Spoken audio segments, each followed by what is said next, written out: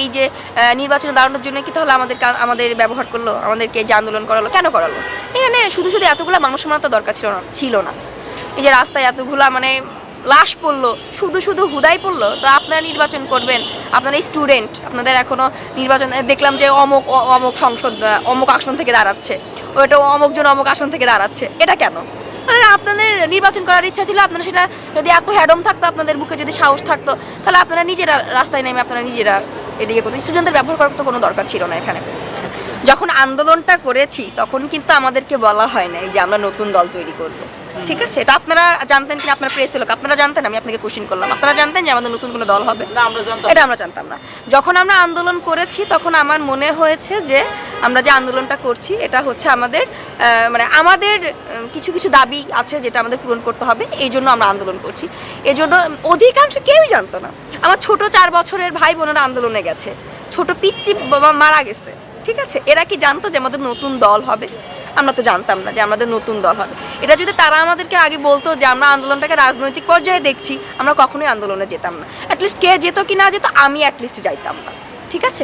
যে আমি তো এখানে নিজের ক্ষমতা বাস্তবায়ন করার জন্য আন্দোলনে যাচ্ছি না। আমার দেশের জনগণের মানুষের লাশ পড়ছে, রক্ত ঝরছে, এই জন্য আমি আন্দোলনে গেছি, যেখানে আমার মনে হয়েছে যে দেশের মানুষের পাশে আমার দাঁড়ানোটা উচিত। তো এইখানে যে এই টোটাল বিষয়টাকে যে আমরা টোটাল একদম 360 ডিগ্রি অ্যাঙ্গেলে ঘুরিয়ে দিয়ে রাজনৈতিক পর্যায়ে নিয়ে যাব, এটা তো আমরা কেউ কখনো চিন্তাও করিনি। আমরা জাস্ট ব্যবহার হয়েছি, স্টুডেন্টদের শুধুমাত্র ব্যবহার করা হয়েছে। আমরা যখন আন্দোলন করেছিলাম তখন কি আমরা কে তুমি প্রাইভেট, কে তুমি পাবলিক, এটা আমরা দেখে করেছিলাম? আমরা যখন রাস্তায় একসাথে হেঁটেছি তখন আমরা হাত ধরে একসাথে হেঁটেছি।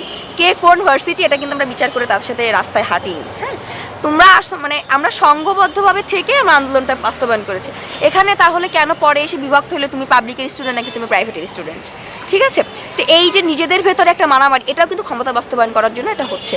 তোমার কমিটিতে নাম নাই, আমার কমিটিতে নাম নেই, আমি যে এখন মারামারি করব, আমি তাদেরকে নিয়ে নেগেটিভ কথা বলবো কেন? আমি কি যখন আন্দোলন করেছিলাম বা আন্দোলন করে মানে গেছিলাম তখন কি আমি নিজেকে কমিটিতে নাম দিতাম? ছাত্রলীগের মধ্যে আর আমাদের মধ্যে পার্থক্য কি থাকলো, তাই না? তারাও একটা সভাপতিভাবে নিজেদেরকে বাস্তবায়ন করার চেষ্টা করতো, সভাপতিভাবে সে বাস্তবায়ন করার চেষ্টা করতো। আমরা এখন নিজেদের নামের আগে একটা সমন্বয় লাগানোর জন্য আমরা এখন মারামারি শুরু করে দিছি, কমিটিতে নাম দেওয়ার জন্য মারামারি শুরু করে দিছি। আমার নাম কমিটিতে নাই মানে আমি এখন মারামারি করবো, ঠিক আছে? তো যখন এই আন্দোলন আমি যারা এই যে এরকম সিন্ডিকেটগুলো করছে, এই যে এইসব মারামারি, এটা কেন হচ্ছে? এই যে একই তো কারণ, তোমরা আমাদেরকে কমিটিতে কেন নিচ্ছ না? ঠিক আছে? তো এই যে শিক্ষা প্রতিষ্ঠানে রাজনীতি, এই জিনিসটা টোটালি আমি আমার ব্যক্তিগত জায়গা থেকে মনে করি তোমরা রাজনীতি শিক্ষা প্রতিষ্ঠানে অ্যাটলিস্ট করতে আইসো না। শিক্ষা প্রতিষ্ঠানটাকে সম্মান করা উচিত। এখানে রাজনীতি কেন করবো? এখানে শিক্ষার জন্য আসছি আমরা। হ্যাঁ, রাজনীতির শিক্ষাটা আমি শেষ করি, আমি আমার একটা ডিগ্রি নেই, দেন আমি রাজনীতি করি। দেশ চালানোটা প্রথমেই এত সোজা জিনিস না।